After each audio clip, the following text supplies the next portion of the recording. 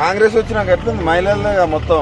మహిళలది ఏముందిరా, రైతు బంధు పడతలేదు, వ్యాపారం నడుస్తలేదు, ప్రతి ఒక్క దానికి కొనబోతే కొరిమి అవుతుంది.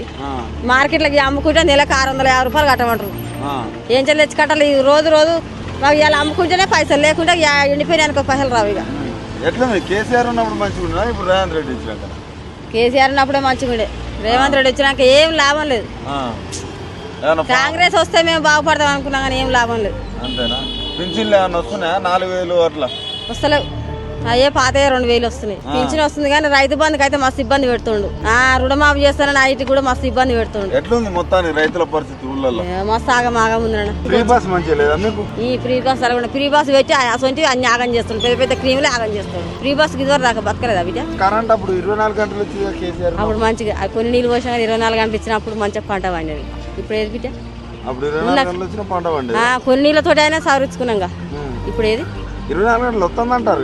ఏది కరెంట్ కూడా రాట్లేదు. కేసీఆర్ గుర్తొస్తాడా? ఎందుకు గుర్తురాడు? రైతు బంధు మాత్రం, రైతు బంధు చచ్చిపోయిన వాళ్ళకి కూడా పైసలు ఇచ్చిండు. కళ్యాణ లక్ష్యం ఇచ్చిండు. ఏమనిపిస్తుంది? కేసీఆర్ ఓడిపోయింది కదా, ఏమనిపిస్తుంది? ఇక అన్ని వాడిపోయినట్టు అనిపిస్తుంది. ఏం లాభం లేదు. రాజ్యం మీద మొత్తం ఆగం ఆగం.